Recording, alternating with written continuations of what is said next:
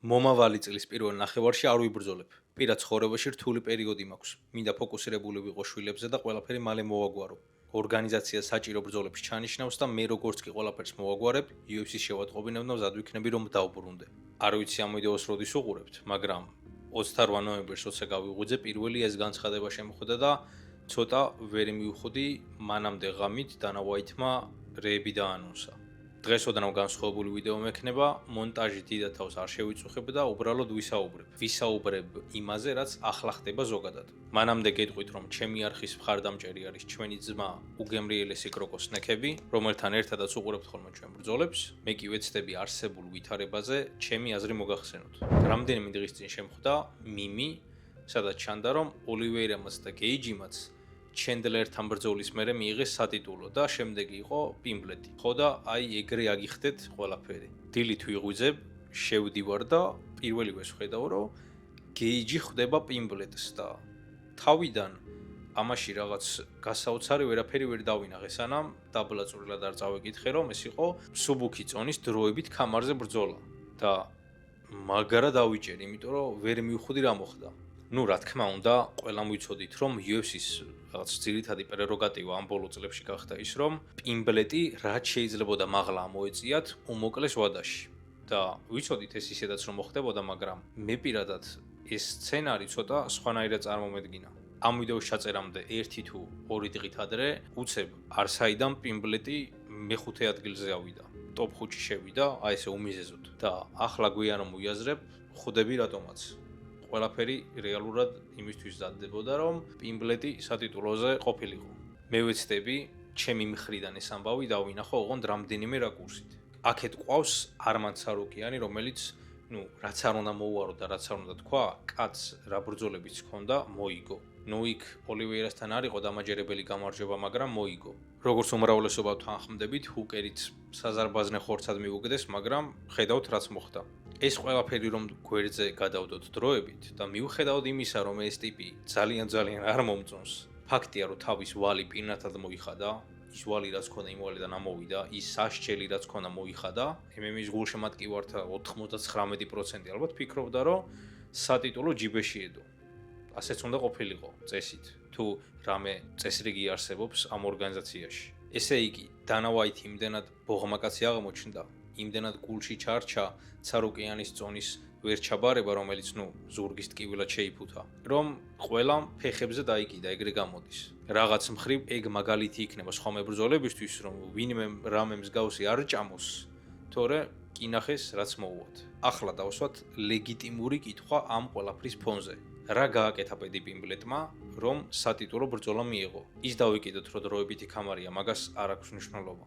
მოუგოვის 2-5-ზე მყოფ მაიკლ ჩენდლერს, რომელიც მართლა შოუსთვის გამოვიდა და ფულის აღება უნდოდა, მოუგო ტონი ფერგიუსონს, 7 წაგებიან სერიაზე მყოფ ფერგიუსონს, ტიმმა მანამდე ვაფშე ჩხუბი მოიპარა, საჯემა შეტენეს გამარჯვება გორდონთან და მაგარი ტიპი ხარ თუ ბობი გრინს უგებ.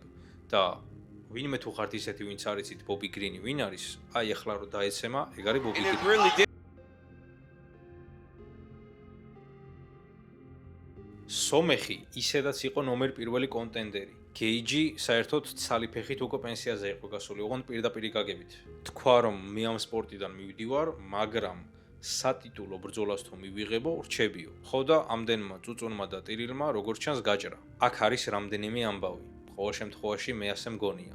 პირველი რომ ეს ბრძოლა ნაწილობრივ ემსახურება იმას, რომ ნუნეში ჰარისონის ბრძოლა იქ არავის არ უნდოდა რომ ყოფილიყო ღონისძიების მთავარი ივენთი. ხო და შესაბამისად მეინ კარდი რაღაც უნდა ყოფილიყო და მეინ კარდი აუცილებლად სატიტულო უნდა ყოფილიყო, რახან თანამთავარი იყო სატიტულო. მეორე, რაზეც უკვე პრინციპში ვილაპარაკე, პედი იყო მაღლა მოსაკაჩი და სიტუაცია ისე კარგად დალაგდა, რომ ამის საშუალება ორგანიზაციას მიეცა. დაემატა ილიას ამბავი, მაგრამ ჩემპიონი ამბობს, რომ წლის პირველ მეოთხედში ვერ ვიჩხუბებო. ანუ სადღაც აპრილი-მაისისკენ მაინც ხო დაბრუნდება ყველა ვარიანტში. ესეთ მომენტებში პანიკა არ იწევა ხოლმე და ელოდებიან ჩემპიონს. თუ მაგალითად რაღაცა დიდი მძიმე ტრამვა არ აქვს და ქამრის დატოვება უწევს და ყოფილა ასეთი შემთხვევებიც. კაცი, რომელიც აპრილი-მაისისკენ დაბრუნდებოდა, აი დაჟე შეიძლება მარტშიც, რა, ვერ დაელოდნენ? მე მგონი დამავიწყდა თქმა. არა მგონია ვინმე იყოთ ესეთი, მაგრამ ჩემს არხზე ბევრი დამწყებ MMA-ის მაყურებელია და მაინც ვიტყვი, რომ ეს ყველაფერი ნიშნავს იმას, დროებით სატიტულოს გულისხმობ, რომ პედისა და Keiji შორის გამარჯვებული ჩემპიონს, ილიას შეხვდება. პრინციპში ეს ვიდეო რო დაიდება, ეგ ინფო ისე იქნება მოდებული, რომ უკვე გეცოდინებოდათ ეგ ამბავი. ისე რამდენი ვარიანტის გაკეთება შეიძლებოდა, თუ საქმე უშუალოდ ეხებოდა დივიზიის არ გაჩერებას. მოდი, Keiji როგორ გადავდოთ, რომელიც ჩემი აზრით საერთოდ არ იმსახურებს სატიტულოზე ბრძოლას. ისე არა, როგორც მაგალითად პედი, მაგრამ მაინც. Holloway და Oliveira დაპირისპირებოდნენ ერთმანეთს დროებითზე. Holloway და Tsarukyan დაპირისპირებოდნენ დროებითზე. Tsarukyan's და Oliveira-ს ეჩხუბათ. ამ სამში ნებისმიერი კომბინაცია ასე თუ ისე, იმასთან შედარებით, რაც ახლა გვაქვს, ლეგიტიმური იქნებოდა. ჯასტინი რა ლოგიკით არის აქ? მე მაგალითად ვერ ვიგებ. იმიტომ რომ სულ რაღაც ორი ბრძოლის წინ იყო Holloway-მ რომ ეს დამართა. პიმბლეტი საერთოდ ჩენდლერი ცემა და მაგის მერე ლამის 1 წელია სახშია. ეს იმას ნიშნავს, რომ Tsarukyan ძალიან დიდი ხანი სატიტულოს ვერ ეღირსება. და აქვე ვიტყვი, რომ ძალიან შემცირდა ილია ისლამის ბრძოლის შანსები. მე კი ვიცოდი, რომ ადრე თუ გვიან პედის აქამდე მოიყვანდნენ, ან თვითონ მოვიდოდა, მაგრამ ეს მარშრუტი, როგორც უკვე წეღავ თქვი, ცოტა სხვანაირი წარმომედგინა. სანამ Tsarukyan იჩხუბებდა, მეგონა ილიას Keiji შეუგდებდნენ და ძალიან მარტივად მოვაგებდა, ჩემი პირადი აზრით. ამასობაში პიმბლეტს მისცემდნენ ვინმე სტოპებიდან, ისევ მოუჩათლახებულს ისე რომ მარტივად მოიგო, ან მინიმუმ მოიგო და ესე ლამაზად შეიბუთებოდა სატიტულო ბრძოლა ილიასა და პიმბლეტს შორის, რომელიც პირდაპირ დოლარებად ითარგმნება. მაგრამ როგორც კი რამდენიმე დღის წინ არმანმა ჰუკერი დააფინიშა, ეს ლოგიკა რაღაც კარგად აღარ ჯდებოდა. UFC სამწუხაროდ ისე დაალაგდა, რომ სპორტზე მეტად ბიზნესია. და ბიზნესისთვის საჭირო იყო, რომ არმანი გვერდზე გაეწიათ და მაქსიმალურად მალე პიმბლეტი მაღლა ამოსულიყო. მიუხედავად იმისა, რომ Tsarukyan's უთხრეს, რომ კი, კაცო, შენ სატიტულოს მიიღებ არ ინერვიულოო. ისე, რომ დაფიქრდე, ვიღას უნდა ეჩხუბოს. Holloway და Oliveira უკვე დიდი ხანი ახურებენ იმ თემას, რომ BMF-ის კამარზე ერთმანეთს ეჩხუბონ და ხალხსაც უნდა ამ ჩხუბის ყურება. მეორე კრუგზე ხო ვერ წავა ისე, ვინ უნდა ცემოს? ფიზიებს თუ სენდენს? ან იქნებ ისე გამროდოს. ილია ვიცით რომ მაინც და მაინც აქტიური ჩემპიონი არ არის, ხშირად არ ჩხუბობს. ხო და ამ არითმეტიკით და იმ მოცემულობით რომ ილია ყველა ვარიანტში მოუგებს Keiji-სა და პიმბლეტს შორის გამარჯვებულს, თუ ამას ასე განვიხილავთ და ასეც უნდა განვიხილოთ.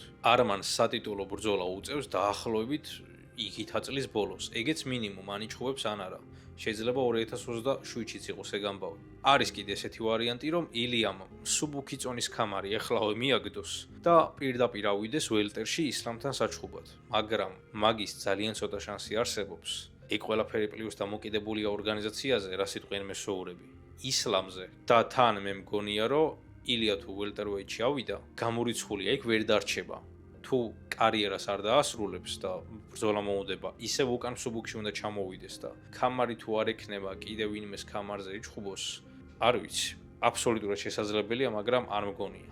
ამიტომ ნახოთ. ამ დროებითი ტიტულის ამბავი რო გვერდზე გადავდოთ, ეს სტატუსი რომ მოვაშოროთ, Justin Gage-ის და Paddy Pimblett-ის ბრძოლას. შვენიერი მეჩაპია და კაცი შვილს წესით პრეტენზია არ ექნებოდა, ოღონდ თუ პირობა და მოცემულობა აუცილებლად ის იყო, რომ Pimblett უეჭველი მაღლა უნდა მოსულიყო და ვინმე ტოპთან ეჩხუბა.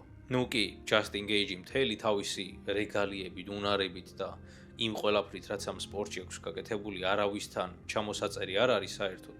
მაგრამ მე ძალიან მეეჭვება, რომ Paddy Pimblett საერთოდ არ დაასაბმიტებს. და თან რახან Justin-ს ნათქვამი აქვს, რომ მე სპორტიდან მივდივარ თუ სატიტულოს არ მომცემთო. ეს სატიტულო როგორც ხედავთ მიიღო და მარცხის შემთხვევაში მე ესე ვფიქრობ, რომ კარიერას დაასრულებს და ხელთათმანებს იქვე დაყრის ოქტაგონზე და წავა. მოდი ახლა ცოტაოდენი სიტყვა სხვა ჩანიშნულ ბრძოლებზეც ვთქვათ. ჩაინიშნა ამანდა ნუნეში და კაილა ჰარისონი. და ეს იდეაში შვენიერი ბრძოლაა. კარგია, რომ ამანდა დაბრუნდა. ცოტა უცნაურია, ამდენი ხანი რომ ნაჩხუბი არ ქონდა და უცებ პირდაპირ კამარზე შემოვარდა, მაგრამ ხო, ჰარისონი კიდე რა ცხოველიც არის, კიდე აინახეთ. მიწაზე ხო კარგია და კარგია, კლინჩიც მშვენიერია, მაგრამ აი დგომში და სტრაიკინგში ნუნეში არის 10 თავით მაღლა მინიმუმ. კიდე რა გვაქვს? კიდე გვაქვს ომალი სონგიადონგის ბრძოლა. და ხო, ეს ჩხუბიც დიდი ხანია ვიცოდით და გრძნობდით რომ უნდა ჩანიშნულიყო და მე გამიხარდა რომ ომალი გადავიდა, როგორც იქნა გადავიდა კონტენდერებზე და twins აღარ პურღავს წუწუნით რომ სატიტულო ისევ მაჩხუბეთო. ვიღაცეებისგან განსხვავებით არ წუწუნებს რომ მერაბს ხა ამჯერად მიმიშვითო დავაფინიშებო. კაი ბრძოლა გველოდება, კაი გაცვლებით წესით ომალი მოახერხებს რომ დისტანცია შეინარჩუნოს და ცემოს სონგი, მაგრამ აი რამდენად დააფინიშებს ან დაანოკაუტებს, მაგაზე არ ვიცი. მაგრამ მინიმუმ გადაწყვეტილებით მოგება მგონია რომ იქნება. შემდეგი გვაქვს კიდე სუპერმსუბუქის წონა. მივადექით უმარი ფიგერედოს, რა თქმა უნდა, უმარი განაგზობს ისევ ბებრების ცემას და მერე დაბრალებას რომ მეო ყველაზე მაგარი ვარო და ნუ ამჯერად ფიგერედოს მიადგა. ან ეს ფიგერედო როდის გაასრულებს კარიერას, ან რავი, რით აღარ უწევს. ამ ბრძოლაში გამარჯვებული დიდი ალბათობით გაინაღდებს სატიტულო ბრძოლას და რატომღაც რომ ნურმა გომედოვს 40 წლის ფიგერედო შეტენეს. ბაუტისტასთან იყო და 2 რაუნდის მერე ძლივს უნდქაოდა და თან მანამდე ბაუტისტას მუხლი ოდნავ მაღლა რო აეწია, საერთოდ მიაფინიშებდა.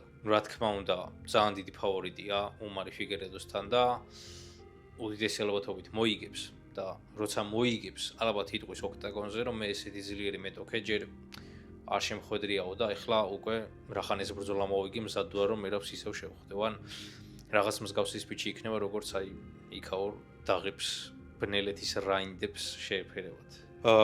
მეორე წელზე წავიდა ქვემსუბუქი წონა და ვოლკი ლოპეზი ჩანიშნულა რემატჩი. მოუსარეველოებს უყურეს და ამ კაცს არ უნდა სატიტულო ბრძოლაო და მიაგდეს და უკვე მართლებიც არიან. რამდენიმე თვის წინ ევოლოებზე გული შემტკივოდა და ვამბობდი რომ ამ კაცს ძალიან ცუდად ექცევიან თქო და ესე არ შეიძლება თქო. მაგრამ ის ყველაფერი რაც ევოლოების თავს ხდება, თავის თავს დააბრალოს. ახლა რაც შეეხება უშუალოდ ბრძოლას, ვოლკის წაგება ნაკლებად წარმომიდგენია. აი ასე უბრალოდ ლოპეზზე უკეთესია რა მოკლედ. ძალიან მომწონს ლოპეზი, ვაფასებ მის უნარებს. კი ნახეთ ჟინ სილვას რაც დამართა და როგორი გაკვეთილით ჩაუტარა, მაგრამ აი ეს ყველაფერი ვოლკთან არ გაჭრის და ეს თვითონაც კარგად იცის. ნუ რამე ისეთი ლაკი პანჩი და მოქნეული ხელიდან რაღაცა ტრიალში იდაყვით, ყველაფერი შესაძლებელია, მაგრამ სუფთა ტექნიკურ ამბავში რა ხდება, ეგ კი ვნახეთ წინა ბრძოლაში. სხვათა შორის ეს ბოლო კვირები ბევრი ჭორიდადის იმაზე, რომ ვოლკანოვსკი ბოლო ჩხუბს ატარებს და მერე კარიერას ასრულებსო. მე სიმართლე არ მგონია ეს ფაქტი, მაგრამ თუ ასე მოხდა, საწყენი იქნება. დიდი სიყვარული ჩემგან ვოლკანოვსკის, მაგრამ გულის სიღრმეში მინდა რომ ლოპეზმა მოიგოს, იმიტომ რომ იქნებ ასე მაინც ავიდეს მერაბი მაღლა წონაში, ზედა დივიზიაში და ეცადოს რომ მეორე ქამარი მოიგოს. იმიტომ რომ მე მაგალითად ცოტა დავიღალე ების ყურებით, როგორ ათრევს სუპერმსუბუქის ყველა მებრძოლს იატაკის სტილოსავით და აფრიალებს აგეთ-იქით. კიდე ერთი ვარიანტია, პანტოჟამ თუ მოუგო ჯოშუა ვენს, თუ შემოეხვია და გაგუდა, რის ალბათობაც ძალიან დიდია. თვითონ პანტოჟამას თქვას ოქტაგონზე, რომ რატომაც არა ვცდიო და ავალ მაღლა მერაბთან ვებრძოლებიო. თან დასაკარგი პრინციპში არაფერი არ ექნება და მერაბსაც ძალიან აინტერესებს მასთან ბრძოლა. ასე რომ რაღაც ოფციებში ეგეც შეიძლება მოვიაზროთ. ეგეც ძალიან მაგარი ჩხუბი იქნება და როგორც უკვე ვთქვი, მხოლოდ სუპერმსუბუქში თუ შედგება, იმიტომ რომ გამორიცხულია მერაბ დაბლა ჩავიდეს, ისედაც უკვე სუპერმსუბუქშიც სენთეგინთან ახლა ბოლოს წონის კლება ცოტა გაუჭირდა, იმიტომ რომ კონტური მასა კარგად აქვს მომატებული და ამ დროს რთული ხოლმე კლება. ჯერ საერთოდ მოდი პიოტრიანთან გვაქვს ბრძოლა გადასაგორებელი და მაგას მივხედოთ. ვისაც არ გინახოთ ჩემი ვიდეო პიოტრიანზე და მერაბზე, აი აქ სადღაც ამოვა თუ არ დამოვიწყდა და შეგიძლიათ ნახოთ. თუ დამოვიწყდა კიდე ჩემ არხზე გადადით. ისე ახლა გავიაზრე. თუ პედისა და ილიას ბრძოლა მაინც უნდა შედგეს, თუ მოიგო პიმბლეტმა რა თქმა უნდა. ეგ ბრძოლა შეიძლება შეიფუთოს პრინციპში თეთრი სახლის ქარდზე. მაგრამ აქ პრობლემა ის არის, რომ ილია თუ ბრუნდება და აპირებს დაბრუნებას და ეს დაბრუნება იქნება მარტი-აპრილი-მაისის რაღაც დიაპაზონში, დროში ვერ ემთხოვა, იმიტომ რომ ილიამ თუ ამ რომელიმე თვეში იბრძოლა თეთრი სახლის ქარდი ზაფხულში არის ივნისში თუ ივლისში ზუსტად არ მახსოვს და დროში ვერ ემთხოვა არ მგონია ილიამ ესე მოკლე დროში იჩხუბოს ორჯერ ნუ არაფერია გამორიცხული შეიძლება საერთოდ არც იჩხუბოს და პირდაპირ თეთრ სახლზე დაეჯახოს პედის და მანამდე იმან მოითმინოს ნუ UFC 324 თავისი ბრძოლებით ყოველ შემთხვევაში main card-ი, რასაც უყურებ, შვენიერი გამოდის. დღეს სულ ეს იყო, მაინტერესებს თქვენი აზრი, თქვენ რას ფიქრობთ ამ მოვლენებთან დაკავშირებით, სამომავლოდ რა გგონიათ რომ მოხდება. დაწერეთ ვიდეოს დაბლა ყველაფერი, რასაც ფიქრობთ, მე კი ამით გემშვიდობებით, თუ მოგეწონათ, გამოიწერეთ არხი, ეს ვიდეოც მოიწონეთ, ჩვენ კი შევხვდებით მომავალ ვიდეოში.